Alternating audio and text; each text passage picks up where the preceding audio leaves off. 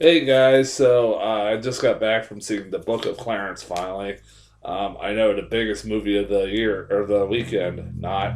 Actually, it is the first technically big box office bomb of 2024. I'm sure we're not going to see any more of those. Uh, that's a joke because especially some of the movies that are coming out in the next month, there's going to be quite a few, I'm sure. Um, yeah, this was a movie that I'm not surprised was a bomb, to be honest, because it's a touchy subject matter. it's I, it's one of those. It's like, yeah, what did you? You had to think this was going to be a bomb because of what the subject matter is. You take a movie that is basically the story of Jesus Christ and kind of put your own little mix into it and spin on it. And religious people don't really take jokes very lightly. They are not people that really like their stories changed, especially the greatest story ever told. Bunch of horse shit.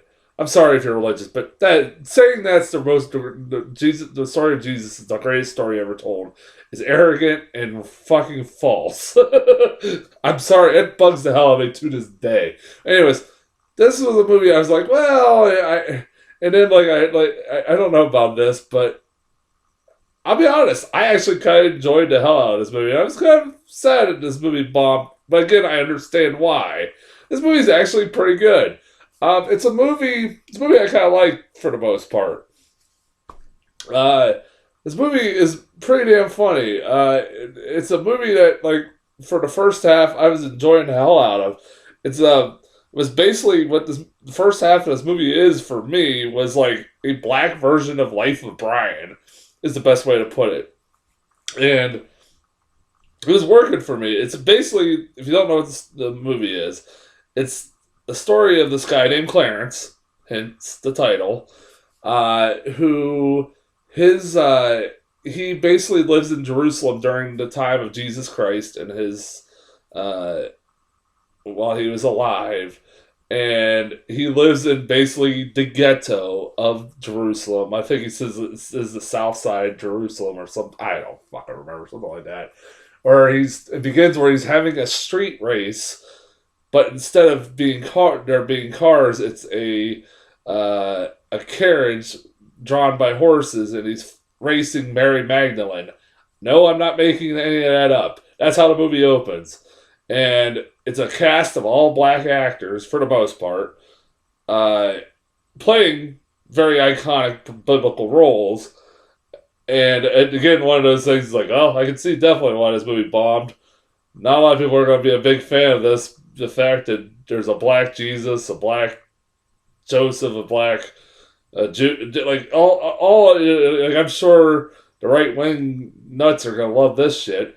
I'm sure I know probably half of the day were like fuck that shit, but it's it basically tells the story of this Clarence guy who basically he's a swindler, a thief, and a crook who he comes across a problem where he needs a lot of money, and so he comes trying to come up with different ideas of how to get this money.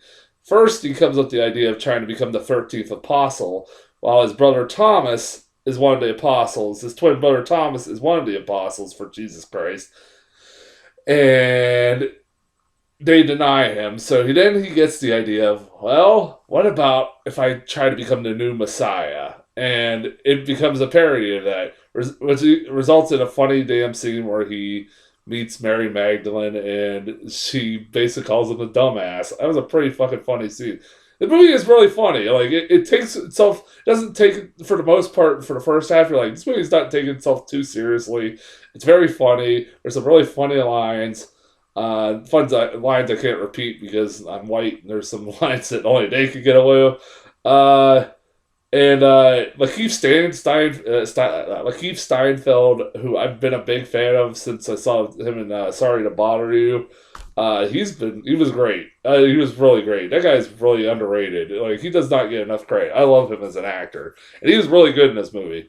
It has like a really good cast, like for the most part here and there. And like I said, it was keeping my interest for the most part for the first half. I thought it was very funny and really witty, like take on the story of Jesus Christ. Yeah,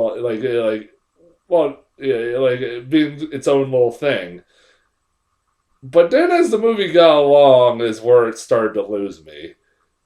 This movie decides halfway through to become a message, a moral kind of movie, and it's a movie, one of those fucking movies that I cannot stand, where it just hammers you over the fucking skull, telling you get it, get it, get it, get it, and like fuck movie, I get it, I get what you're saying. God damn, can you stop?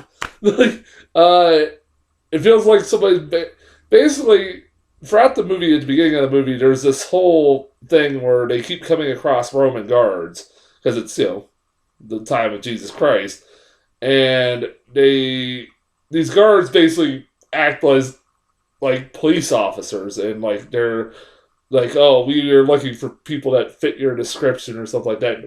It's a funny scene. It's a ridiculous scene. It's pretty funny, and you're like, all right, that's pretty cool, and pretty funny, pretty cute. Trying to make it modernize like the story a little bit, and then the movie halfway through says, fuck it, we're gonna take that and make it the rest of the fucking movie, where it's a movie basically about police brutality and the treatment of blacks by police and police or black inequality, and it's gonna start taking itself way too fucking seriously, like really seriously. Like it's like, okay, movie, and it's like there will be points the movie will just stop dead in its tracks to give you like this monologue about how our people are not treated right. Yada, yada, yada. I know I'm white. I shouldn't be talking about, but I'm like, there's a way you can do it. If you want to do like, it feels like this movie halfway through the movie is like conflicted on what it wants to be. Either it wants to be like a black satire on the story of Jesus Christ, like something like Life of Brian, but not exactly. Or it wants to be a movie that has a political message. Both those kinds of stories feel like they're like interfering with each other and clashing with each other at a certain point towards halfway through the movie, and it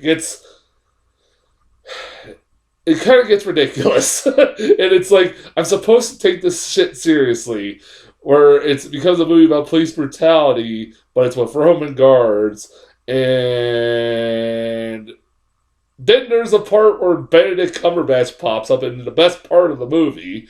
I won't spoil it, but he has that kind of, you could have, it's hard to explain without spoiling, but it could have been an easy way to still carry the message about racial inequality with the joke that it tells with Benedict Cumberbatch's character without the stuff that they have in it. And it's like, or the racial, or the police brutality shit.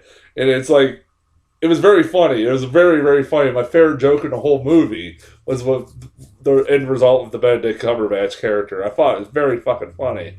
But like I said, it's like put right in the middle of like this very serious message that it has in the middle of it. And it's like, it feels like two complete tonal shifts that like clash together, and it doesn't make for a whole great final act, really. I didn't say I hate this movie, not at all. Like I said, I like this movie for the most part, but like I said, good God, it's one of those movies that's not very fucking subtle in its message, and like I said, it takes itself way too seriously towards the end of the movie, and it kind of hurts it a little bit. And so because of that, I give it a B minus. I almost thought a C, but I was like, I liked it better than a C. Or C plus. I was like, I would say B. It was B minus. It was a fine movie. Didn't make me mad or anything. It was just like, yeah, it's like it could have been better. If it was just a straight parody of the story of Jesus Christ and telling its own spin on it, it would have been fine. Or if it wanted to do what they did halfway for the movie and make a movie about that, that's fine too. But pick a movie. It's all I'm asking is pick a story you want to stick to and just stick with it. That's all I'm saying. That's as far as my review for Book of Clarence goes. I'll be back tomorrow, maybe. We're about to have maybe a snowstorm, so I don't know if I'll. But there's like 5 movies out this weekend, including stuff that was out last year, but just now coming to my theater. So now I'm getting it now. These movies now. Poor Things, Freud's Last Session, ISS, Cult Killer, whatever the hell that is, and Founders Day. Those are the 5 movies that are coming to my theater this weekend. I'm gonna try to see them all in a span of the next week or so. I might. My plan is to try tomorrow to go see Strange or Poor Things and Freud's Last Session tomorrow, and then the rest later in the week. But until then, I'll talk to you guys later.